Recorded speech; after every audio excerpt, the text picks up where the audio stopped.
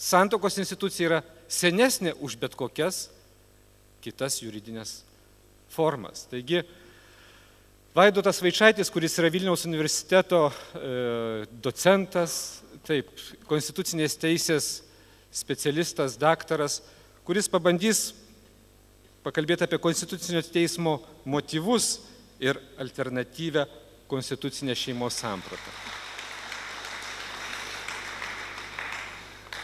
Gerbimi ekscelencijos, Seimo nariai, ponai ir ponios, tikrai visų pirma noriu padėkoti organizatoriams šios konferencijos, kad mane pakvietė tokią garbingą konferenciją. Pirmą kartą tokiai publikai kalbėsiu, tai tikrai labai džiaugiuosi ir tikiuosi, kad kažką galėsiu pasakyti įdomaus, galėsiu kažko pasidalinti su jumis. Konferencijos pavadinimas yra kilęs iš perfrazuoto Konstitucijos 38 straipsnio, teigiančio, jog šeima yra visuomenės ir valstybės pagrindas. Vis dėlto, manau, kad tas perfrazavimas tikrai nėra kažkoks tai savavališkas, nes bažnyčia kaip tik ir yra viena iš svarbiausių, sakyčiau, netgi stipriausių ar labiausiai organizuotų mūsų visuomenės elementų. Taigi, terminą bažnyčia suformuluota konferencijos pavadinime reikėtų suprasti ne siaurai konfesiškai, o ekumeniškai, tai yra kaip mistinį Kristaus kūną. Beje, būtent taip bažnyčia suprantama, galim netgi sakyti ir mūsų konstitucijos 43 straipsnėje, kuriame yra užfiksuota tradicinių ir valstybės pripažintų bažnyčių samprata. Šeimos kaip bažnyčios ir, aišku, visuomenės pagrindo, visų pirma, bažnyčios samprata puikiai atsispindi ir šventos šeimos ikonoje pavaizduotoje konferencijos plakate. Ikonoje matome pirmosios bažnyčios prototipą – tėvą, motiną ir sūnų, kuris beje yra šeimos centre. Sūnus prisiglaudęs prie motinos, o tėvas švelniai apglėbęs abu savo rankose, kaip tikras šeimos globėjas. Taigi, ikonoje vaikas yra šeimos centre, tačiau visi trys tarpusavė susiję ir sudaro organišką šeimos vienetą, iš kurio neįmanoma išimti kurios nors dalies, nesugriovus visumos. Tai tam tikrą prasme galim sakyti, kad ta ikona kaip tik atliepia šiuolaikinės šeimos sampratą, kurioje vaiko interesai yra svarbiausia. Ir kartu, aišku, atliepia vaiko teisę turėti abu tėvus. Iš kitos pusės ikona leidžia mums suprasti, jog vaikas ar kitas šeimos narys turi būti suprantamas šeimos kaip vieneto kontekste, kitais žodžiais tariant, vaiko interesai neturėtų būti priešinami šeimos kaip vieneto interesams. Nes šiandien dažnai girdime, kad vaiko teisės turi būti svarbiausios, bet nemanau, kad reikia prieštarauti vaiko teisėm ir šeimos teisėm. Dabar norėčiau pažvelgti į mūsų konstituciją ir į konstitucijoje įtvirtintą šeimos sampratą, ypatingai po konstitucinio teismo mums žinomo nutarimo. Žinot, daugiau kaip prieš 10 metų, kai aš pirmą kartą perskaičiau konstitucinio teismo nutarimą, tai buvo 98 metais dėl mirties bausmės nekonstitucingumo. Tai man buvo toks džiaugsmo protrūkis, aš norėjau su visais dalintis, džiaugtis ir savo studentam sakyti, perduoti tą džiaugsmą. Žinot, ir po 14 metų, kai aš perskaičiau nutarimą dėl šeimos koncepcijos, tai man tik tai sukėlė didelį liūdesį, ne tik dėl pačios pozicijos konstitucinio teismo, bet ir tam tikrą prasme kažkuria prasme netgi ne dėl nekompetencijos pačiame nutarime. Ir todėl savo tą pranešimą būtent taip norėjau pavadinti kaip alternatyvų požiūrį būtent į konstitucinę šeimos sampratą. Taigi, visų pirma, ką galim pasakyti, jeigu žiūrėsim, sklaidysim mūsų konstituciją, ten yra bent kokius 7 kartus paminėta šeima ir yra įvairiuose skirsniuose. Ir taip pat yra ir pirmame skyriuje, kuriame yra kalbama apie žmogaus teisės, tai yra būtent tenai šeima pristatoma per žmogaus privatumą. Ir taip pat, aišku, 3 skyriuje, kuriame yra kalbama apskritai apie visuomeninius darinius. reiškia. Aišku, yra ir kituose skyriuose. Taigi, svarbiausia, aišku, 3 skyriuje ir 38 straipsnėje, tai čia jau buvo apie tai minėta. Ir būtent šitame 3 skyriuje, kuris skirtas visuomenė arba visuomeniniams dariniams, būtent tas skyrius prasideda 38 straipsnių, o reiškia pirmas sakinys 38 straipsnio, tai yra, kad valstybės ir visuomenės pagrindas yra šeima. Tai turbūt yra nebereikalo, nes visas skyrius, kuris skirtas, jeigu taip galim sakyti, visuomenė ir visuomeniniam dariniam, tai pradedant šeima ir baigiant tautinėms bendrijoms, visuomeninėms, politinėms organizacijoms, profsąjungoms, reiškia bažnyčioms ir kitoms religinėmis organizacijomis, visų pirma prasideda nuo šeimos. Taigi tokioje konstitucijos struktūroje, kai šeimos institutas įtvirtintas tiek žmogaus teisių skirsnyje, kaip minėjau 29 straipsnėje, kur kalbame apie žmogaus privatumą, tiek skirsnyje skirtame visuomeniniams struktūroms, apibriežti bei kituose skirsniuose, aišku, matosi, jo konstitucija nesupriešina, kaip jau minėjau, asmens sampratos ir žmogaus teisių idėjos. Žmogaus teisių idėjos kaip individualizmo filosofinės kategorijos su visuomeninėmis struktūromis, kurios taip pat yra vertybės modernioje visuomenėje. Čia noriu pasakyti, kad šiandien, aišku, pagrindinė, sakykime, tokia kategorija, apie kurią kalbama dažniausiai ir politikų, ir teisininkų, tai yra žmogaus teisės. Jo? Bet ką noriu pasakyti, kad jeigu žiūrėti mūsų konstitucijos struktūrą, tai konkretaus žmogaus, jeigu kalbėti iš šeimos perspektyvos, ar tai būtų vaiko, tėvo ar motinos, reiškia, teisės neturėtų būti prieš pastatomos visuomeniniams struktūrom. Visų pirma, aišku, aš kalbu apie šeimą. Taigi, ši tokia konstitucijos struktūra nėra atsitiktinis dalykas, ji parodo, jog žmogaus teisės ir visuomenės bei bendruomenės interesai neprieštarauja vienas kitam, o papildo vienas kitą, kaip jau buvo minėta. Kitais žodžiais tariant, moderniai visuomenėje žmogus nėra tik nedalomas vienis, kažkoks individuum, čia labai mums padeda tas lotiniškas terminas, bet ir asmuo, persona, esantis nuolatinėme santykyje su kitu, tiek šeimoje, tiek platesnėje bendruomenėje.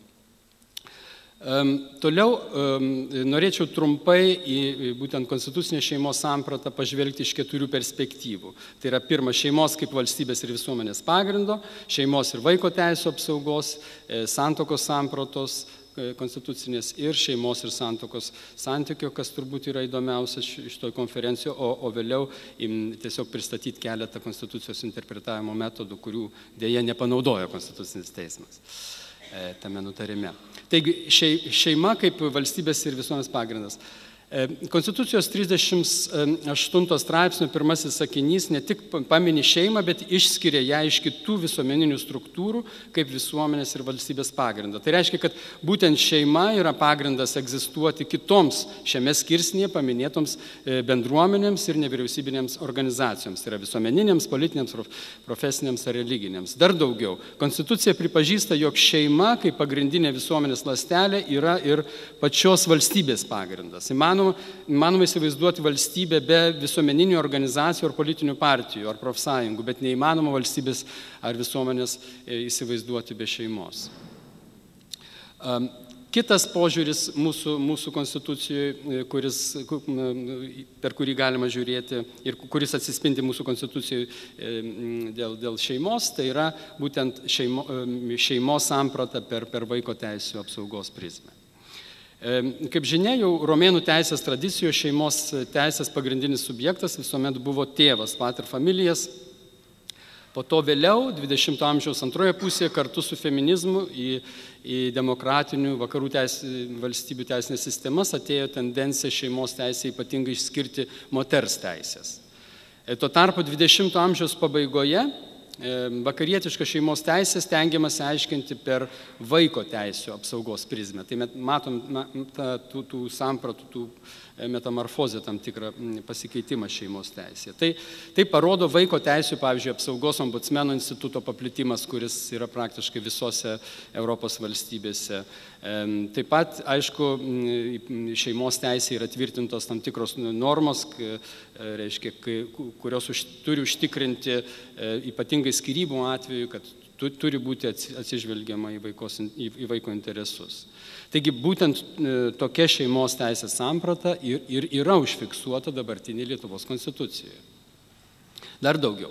Sistemiškai vertinant Konstitucijos 38 ir 39 straipsnius, paskutinio tiesa čia neminėjau dėl laiko stokos, galima išskirti vaiko teisų apsaugos prioriteto principą tiek šeimos santykiuose, tiek ir už šeimos ribų. Taigi pagal Konstitucijos 38 straipsnio ir 39 straipsnio antrasias dalis vaiko teisų apsauga siejama ne tik su šeimoje gyvenančiais vaikais, bet socialinė parama garantuojama ir vaikams augantiems ne šeimoje, bet tėvų, ar tik su vienu tėvu, ką puikiai pastebėjo ir Konstitucinio teismo teisėja Ruškytė savo atskiroje nuomonėje pareikštoje dėl minėto nutarimo.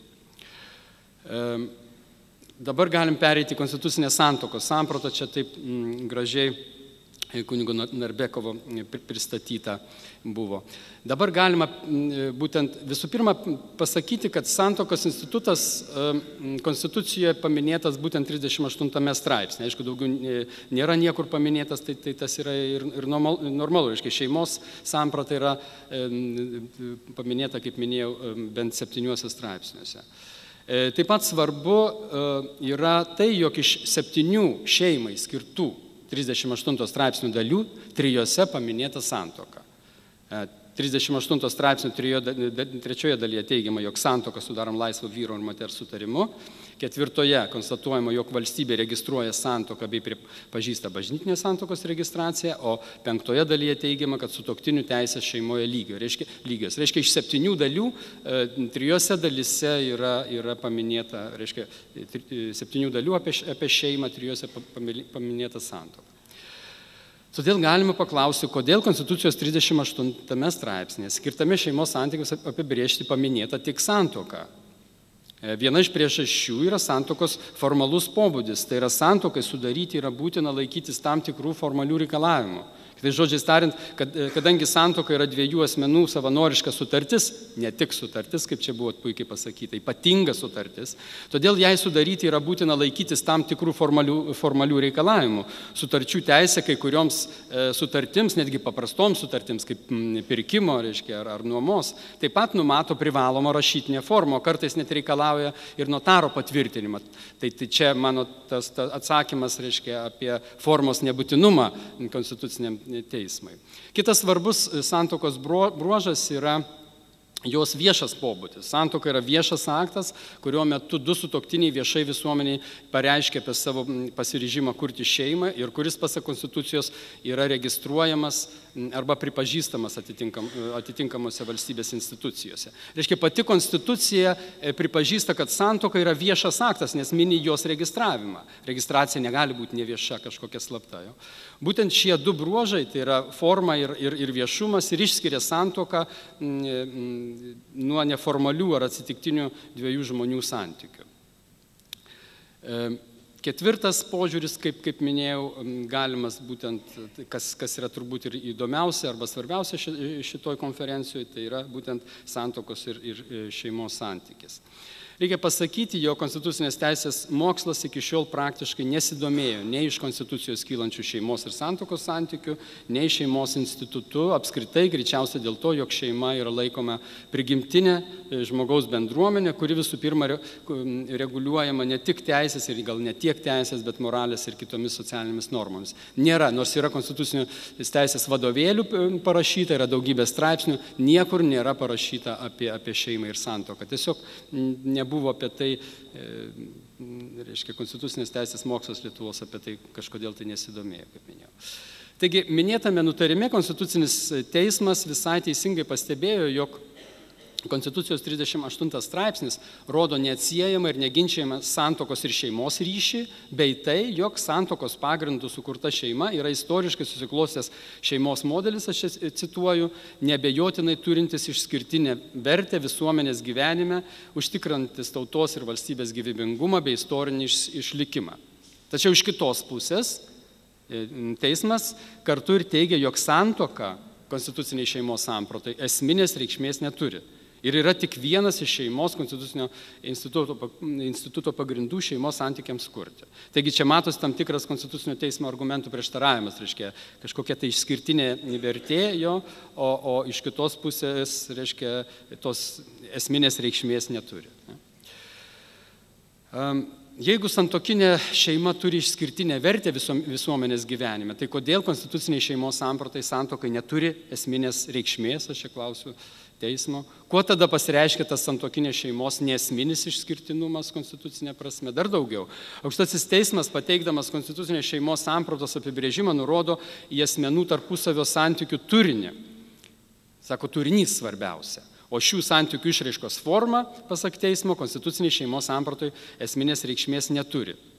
Tačiau jei santykių turinys Konstitucinio teismo nutarime yra įvardintas, tai pasak jo, tai yra atsakomybė, supratimas, prieraišumas ir taip toliau, tai šių santykių formos samprata nutarime nėra įvardinama. Tačiau čia svarbu pabrėžti, jog bet kokie asmenų santykiai privalo turėti ir turi kokią nors formą, verbalinę, emocinę, kūnišką ar kitokią. Todėl šis toks asmenų santykių turinio ir formos supriešimas tikrai yra nelogiškas ir nesuprantamas. Galų gale, kas gali pasakyti, kada prasideda, kad kada yra turinys, jeigu vyras bučiuoja savo žmoną, tai čia yra kas? Čia yra forma ar turinys? Jo? Tai gal turinys yra pati meilė, jo, o forma reiškia, tai vis dėlto nėra kitos priemonės, kaip per formą parodyti savo meilę. Ir tas atskirimas, reiškia, to turinio nuo formos, reiškia, jeigu atskirsim, tai ir turinys subliukšta, sugriūna. Jo. Taigi, gaila, bet Konstitucinis teismas minėtame nutarime niekaip nepagrindė tokio savo teiginio, jog konstitucinė šeimos samprata negali būti kildinama tik iš santuokos instituto. Konstitucijoje tikrai nėra expressis verbis, tai yra pažodžiui paminėta, jog šeima gali būti sudaroma tik santuokos pagrindu, tačiau iš kitos pusės Konstitucijoje nėra numatyta nei partnerystė ar kitokia, nei santuokos pagrindų šeimos sudarimo forma. Todėl norint suvokti Konstitucijoje užfiksuotą konstitucinę šeimos sampratą, labai svarbus yra Konstitucijos teksto interpretavimo metodų pasirinkimas. Aš keletą parodysiu, kokie mano manimų, kokiais metodais galima buvo pasirinkti, kokius metodus ir interpretuojant konstitucinę šeimos sampratą tiesiog ir kad susidaryti bendrą vaizdą, tačiau tik noriu pasakyti, kad teismas tais metodais nesinaudojo. Va tas sakinys, kur čia yra parašytas, kad konstitucinė šeimos samprata negali būti kildinama tik iš santuokos instituto, jisai nėra pagrįstas, jis nėra niekuo motyvuotas, tiesiog pasakytas sakinys, kuris nėra motyvuotas. Aš suprantu, kad nelabai išeina jo ir motyvuoti, nes Konstitucijoje nėra nieko kito, tik santuoka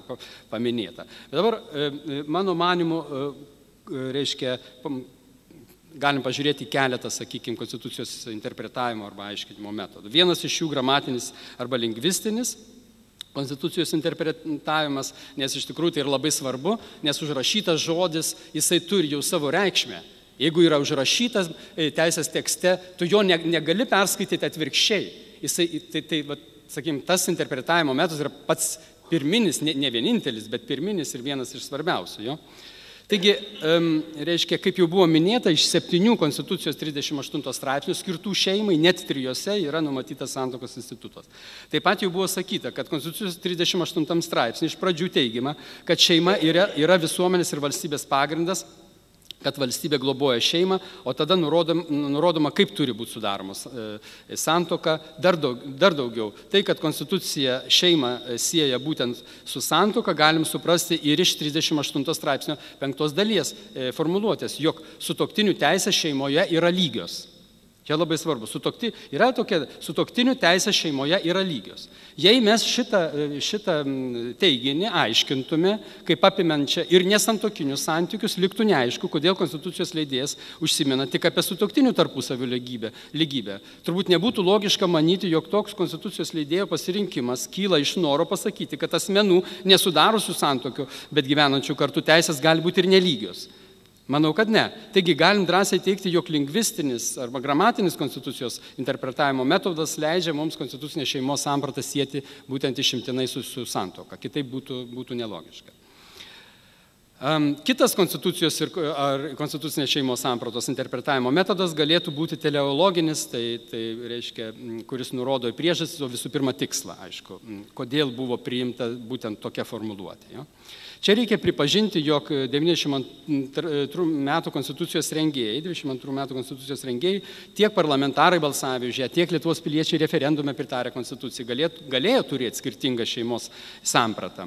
Čia buvo labai įdomus arkivyskupo Sigito Tamkevičiaus pastebėjimai apie tą. Tačiau vertinant šią problemą tikrai kol kas negalim remtis jokiais travau preparatuar, tai yra kažkokiais tai pareiškiamaisiais dokumentais, tai aš labai skatinčiau, jeigu bažnyčia turi tokius dokumentus, tai tikrai labai prašyčiau pasidalinti visuomeniai ir reiškia, pasakyti apie tai. Tačiau konstitucijos priėmimo metu Lietuvoje galiojas kiek reformuotas sovietinis santuokos ir šeimos kodeksas, taip pat iš esmės pripažino tik santuokos pagrindų sudarytą šeimą. Reiškia, jeigu bandom įsivaizduoti, ką jie galvojo 92 metais tie, kurie priėmė. Taigi neturime jokių faktų ar įrodymų konstatuoti, jog konstitucijos rengėjai šeimos sampratą galėjo kildinti ne iš santuokos instituto. Dabar vaiko teisų apsaugos principas, reiškia, kaip Konstitucijos 38 straipsnio aiškinimas. Dar vienas, reiškia, jau minėtas vaiko teisų apsaugos prioriteto principas, kuris tikrai yra pripažįstamas šiandien visose demokratinėse valstybėse kaip pagrindinis šeimos teisės principas. Remiantis šiuo principu, galim be abejonės konstatuoti, jog palankiausia terpė vaiko augimui ir brendimui yra santuokinė šeima, taigi ir šis konstitucijos interpretavimo metodas parodo konstitucinės šeimos sampratos santuokinį pobūdį. Reiškia, konstitucinės teismo teisėjai nesinaudojo kažkodėl, lygiai taip pat kaip ir prieš tai minėtais, bet šituo taip pat metodu taip pat nesinaudojo. Galų gale Europos teisės, sakykime, metodas, turbūt gal šituo naudojosi, bet mano manim gal ne visai tinkamai. Konstitucinė šeimos samprata gali būti interpretuojama, aišku, ir Europos teisės kontekste, kaip ir visa konstitucija. Nors Lietuvos konstitucija yra aukščiausias nacionalinės teisės šaltinis, tačiau paprastai Lietuvos teismai stengiasi atsižvelgti tiek į Strasbūro, tiek Liuksemburgo teismo sprendimus, juolab, kad ES pirminės teisės tiesioginio taikymo principas, kad reiškia, ES teisė tiesiogiai teismuose gali būti taikoma, ypatingai pirminės sutartis. Po 2004 metų konstitucinio akto priėmimo kartu yra ir Lietuvos konstitucijos sudedamoji dalis, bei jos nacionalinis konstitucinis principas. Tiesa, reikia pastebėti, jog šiame nutarime Konstitucinis teismas visai neanalizavo Liuksemburgo teismo jurisprudencijos šeimos sampratos klausimų, tai yra Europos teisingumo teismo. Nors tokių bylų yra, ypač kiek tai susijęs su ES migracijos politika ir teisė šeimos narių suvienimą. Aš ką tik grįžau šeštadienį vėlai vakare iš Lodzės, tokio tarptautinio seminaro, ir ten kalbėjau su ES migracijos specialistais ir jie labai irgi pakankamai nustebę buvo, nes sako, jeigu jūs šeimos sampratą labai išplėsit,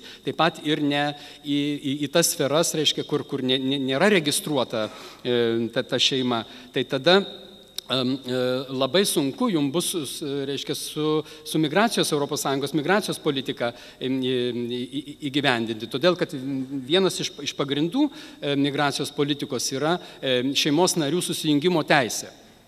Ir jeigu aš ateisiu ir sakysiu, kad, reiškia, ES institucijos jos žiūri į visų pirma į nacionalinę teisę. kaip tenai yra šeima suprantama. Ir jeigu tenai šeima suprantama labai plačiai, tai aišku, jie leis, reiškia, galės asmenys formaliai nesusituokę sakyti, kad čia yra mano šeimos narys ir prašau leistis, reiškia, jeigu vyras atvažiavo, sakykime, į Lietuvą gyventi jo iš Afganistano, jisai turi kažkokią draugę, jisai gali sakyti, kadangi pagal Lietuvos teisinę sistemą šeima yra plačiai suvokiama, prašau leisti man, reiškia, susijungti su mano šeimos nariu.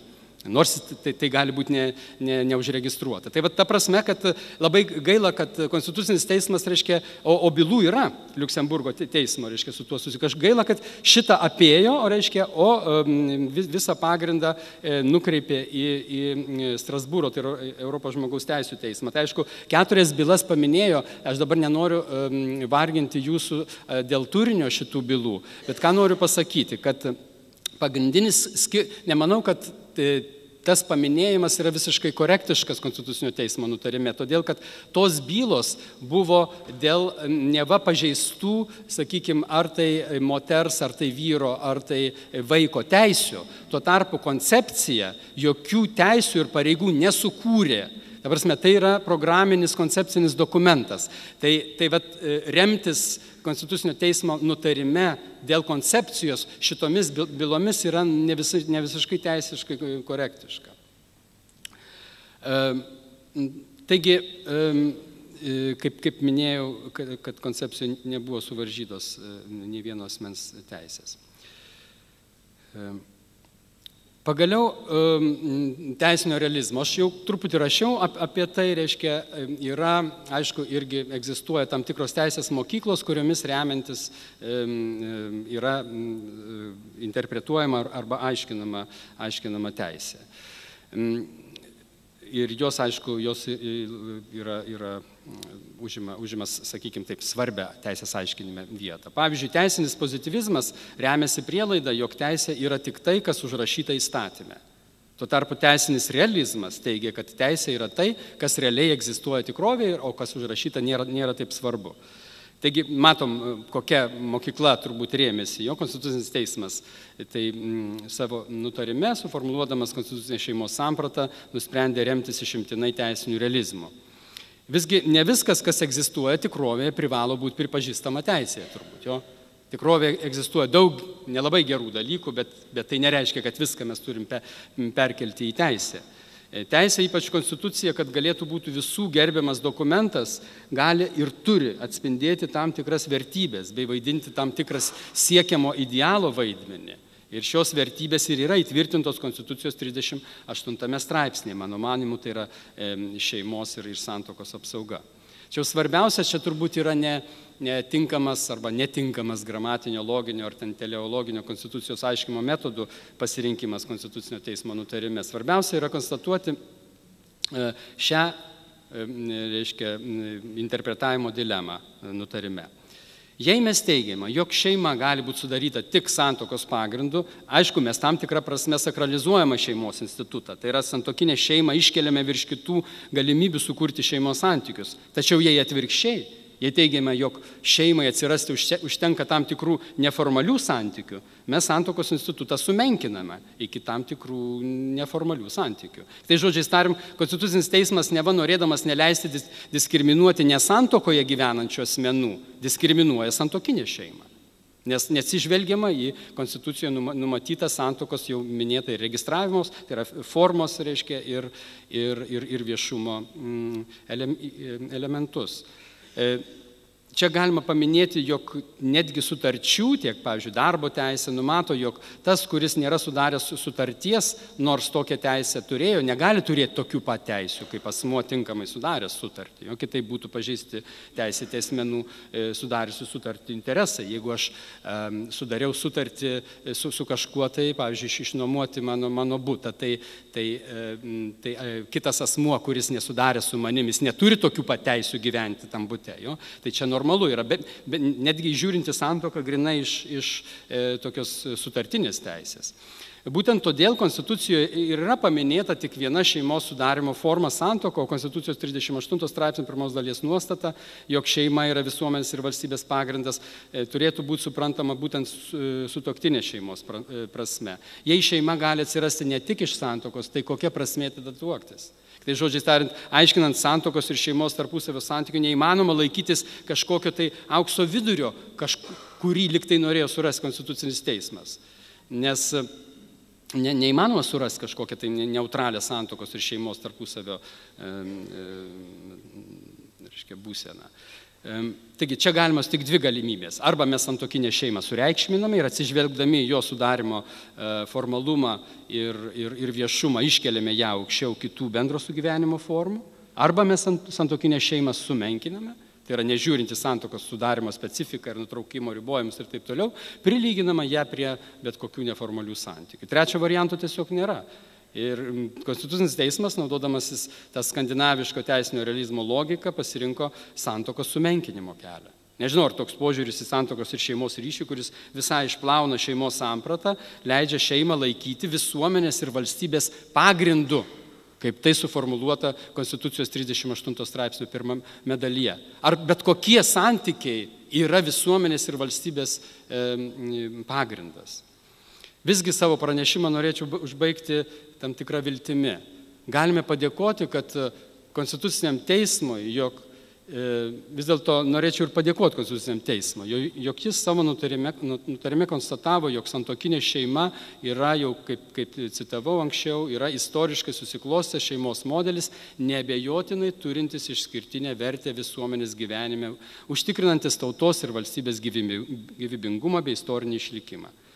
Tai, kad tradicinės šeimos skatinimas ir rėmimas pats savaime yra teisėtas ir skatinamas dalykas, Konstitucinis teismas šitame nutarime pripažino taip pat ir cituodamas tiek Europos žmogaus teisių teismo, tiek ir kitų Europos šalių, ypatingai Vokietijos, Prancūzijos ir Vengrijos konstitucinio teismų nutarimus. Todėl galim sakyti, jog šis konstitucinio teismo nutarimas prisidėjo prie santuokos ir tradicinės santuokinės šeimos instituto favorizavimo. Kitais žodžiais tariant, po konstitucinio teismo nutarimo tapo visiškai aišku, jog santuokos išskirtinumas yra konstituciškai pagrįstas, todėl ir santuokinės šeimos skatinimas ateityje yra visiškai teisėtas įstatymų leidėjo uždavinys ir net pareiga, sakyčiau. Todėl yra pagrindo tikėti, jog ir ateityje Lietuvoje šeima bus bažnyčios ir valstybės pagrindas, kaip suformuluota šios konferencijos pavadinime. Ačiū labai, atsiprašau, kad truputį užtempiau laiką.